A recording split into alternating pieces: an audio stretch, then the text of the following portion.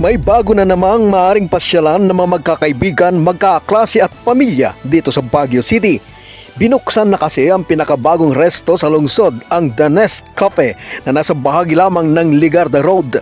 Ayon kay Kuya Romel Pinolyar na presidente rin ng grupong Baguio Mabikas Eagles Club, isang socio-civic organization na pagkasundo nila ng kanilang grupo na buksan ang naturang resto para pangunahing magamit sa kanilang mga meeting para sa kanilang inilulunsad na serbisyo publiko. Kaya ito aniya ang pinakapugad o nest ng kanilang grupo para sa pagbuo ng kanilang mga proyekto para sa lipunan, kaya tinawag itong The Nest Cafe. Pero hindi lang anya para sa kanilang grupo kundi bukas din sa lahat, maging sa mga turista na bumibisita sa lungsod ng Baguio. Eventually, kanya na rin po natin tinawag na The Nest Cafe. Parang all-in-one na rin po. Yung mga taga Baguio, mga taga Cordillera, mga taga ibang lugar, if ever na pumunta lang po kayo dito sa Eagles Nest natin. Meron po kaming prepared na menu actually. However, kung maghahanap po sila ng ibang menu, kung ano po yung gusto nilang meron naman po. Parang ituro mo or request mo, lulutuin.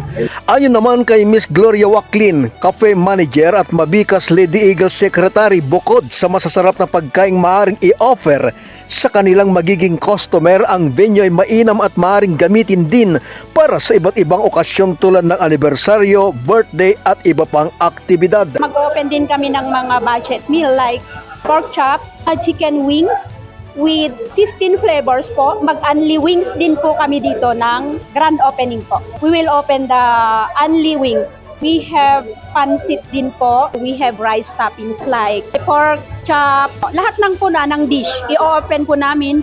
And then hindi lang po dito, nag-a-accept na po kami ng mga catering. Hindi po sila magsisisi sa taste ng aming foods po. Tampok sa naturang resto ang mga kilalang Ilocano dishes at iba pang putahing Pinoy na swak sa budget. Iniimbitahan ko po kayo dito sa The Nest Cafe or Baguio Mabikas Eagles Nest po dito sa Ligarda. Malawak po ang parking po natin dito. Dito lang sa harap po ng Coffee Wheel. Napili po namin kasi yung sa Nest Cafe kasi sa Eagles po kasi. Pwede pong mag-accept po kami ng mga nagmi-meeting like for example yung mga ibang organisasyon. Mula sa Baguio City, kasama si Grace Espino, Fred Roluda para sa mata ng Agila, Northern Luzon. Matatag, matapang, matapat.